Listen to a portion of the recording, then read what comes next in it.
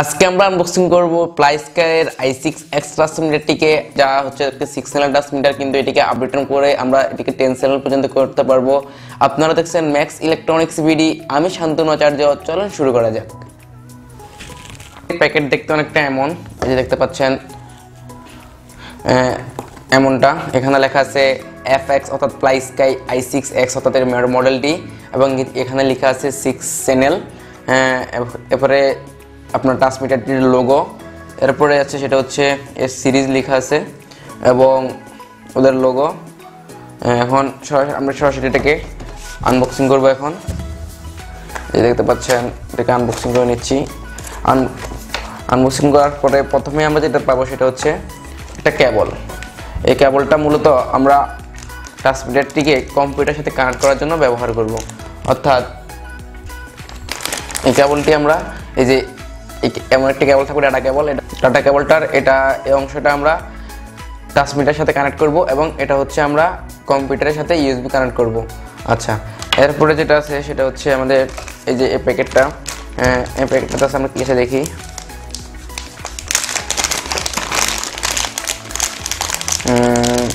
এই যে প্রথমে পাচ্ছি একটা বার্ন কেবল, এটা হচ্ছে আপনার ট্রান্সমিটারকে রিসিভারের সাথে বার্ন করার জন্য। এরপরে যেটা আছে সেটা হচ্ছে আমাদের রিসিভার। এই যে দেখতে পাচ্ছেন রিসিভার আছে আমাদের। এটা হচ্ছে আপনার 10 চ্যানেলের রিসিভার, যদিও এখানে লেখা আছে 6 চ্যানেল। দেখতে পাচ্ছেন এখানে কিন্তু লেখা আছে 6 চ্যানেল। এই যে ট্রান্সমিটারটিতে লেখা আছে 6 চ্যানেল, কিন্তু আমরা এটার সাথে পাবো একটা 10 চ্যানেলের রিসিভার। এই ট্রান্সমিটারটিকে আমরা প্রোগ্রামের মাধ্যমে অর্থাৎ একটু সেটিংস করে 6 চ্যানেল থেকে 10 চ্যানেল পর্যন্ত করতে পারবো।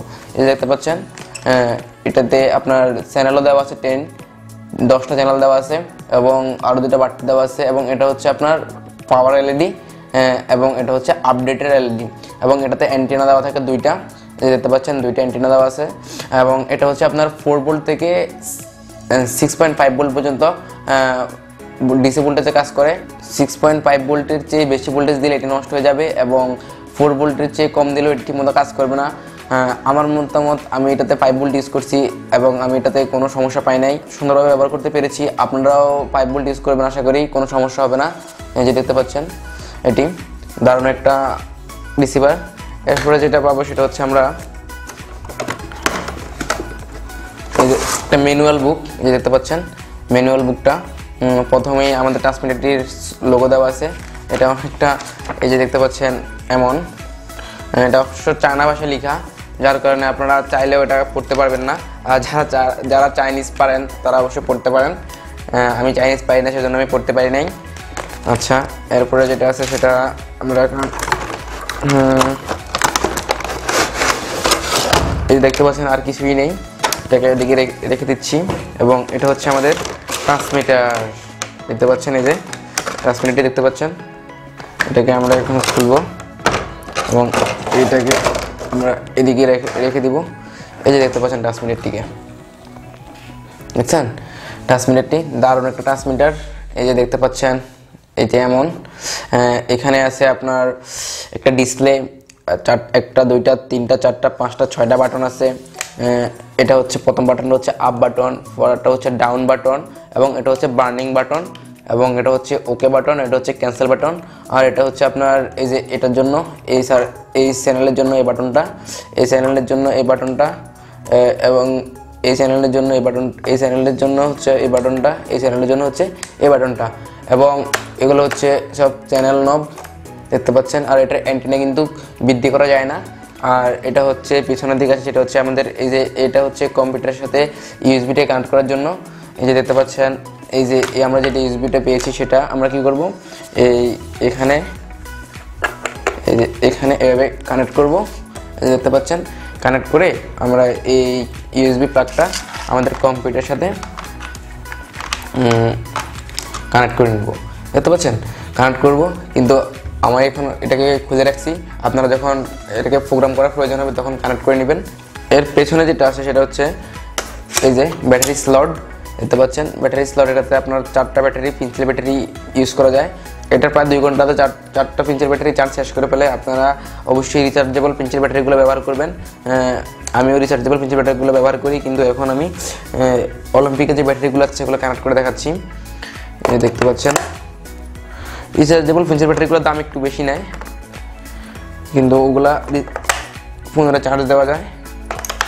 এই যে আমি এটাকে ব্যাটারি কানেক্ট করে নিলাম এবং এটাতে কী করবো, এটাকে বন্ধ করে নেব।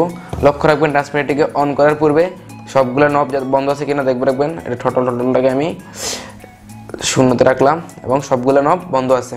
এখন আমি যখন ট্রান্সমিটারটিকে অন করব, এই দেখতে পাচ্ছেন অন হয়েছে।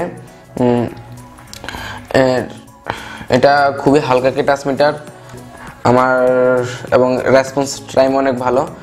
এটা খুব সহজে আপনারা আরডুইনোর সাথে ব্যবহার করতে পারবেন। আমি মূলত আরডুইনোর সাথে এটিকে ব্যবহার করি। আমি এই ট্রান্সমিটারটি ক্রয় করেছিলাম একটি ফায়ার ফাইটার রোবট তৈরি করার জন্য, এবং এটা প্রায় আমার 90% কাজ সম্পূর্ণ হয়ে গেছে। কিছুদিনের মধ্যে আপনারা ওই ভিডিওটাও পাবেন।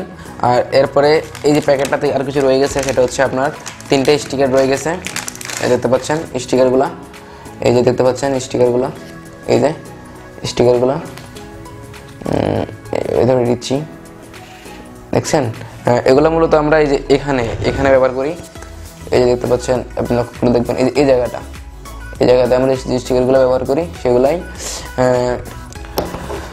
আশা করি সবাই বুঝতে পারছেন। আর যদি ভালো লেগে থাকে তাহলে অবশ্যই আমাদের চ্যানেলটিকে সাবস্ক্রাইব করবেন, আর আমার ভিডিওকে লাইক করবেন। আর কোনো কিছু যদি বুঝতে অসুবিধা হয় তাহলে অবশ্যই কমেন্ট বক্সে জানাবেন। এই ট্রান্সমিটারটি মূলত আমি ঢাকার সদরঘাট থেকে নিয়েছিলাম, গ্রিন ইলেকট্রনিক্স থেকে। সেখান থেকে আমি প্রায় 4400 টাকা দিয়ে নিয়েছি। আমি প্রায় 45,000 টাকার মতো যন্ত্রপাতি কিনেছিলাম, আরডুইনো, রিলে, তারপরে মোটর সহকারে। আমি প্রায় 45,000 টাকার মতো যন্ত্রপাতি কিনেছিলাম, সেজন্য আমার থেকে এটা কম রেখেছিল। আপনাদের থেকে আরেকটু বেশি রাখতে পারে, কারণ আমার থেকে ওরা পাইকারি দাম রেখেছিল। আমি ব্যবহার করে ভালোই মনে হয়েছে। আপনারা চাইলে ব্যবহার করতে পারেন। ওদের দোকানের যাবতীয় ঠিকানা আমি আমার ডেসক্রিপশন বক্সে দিয়ে দেবো। সকলকে অসংখ্য ধন্যবাদ ভিডিওটি দেখার জন্য।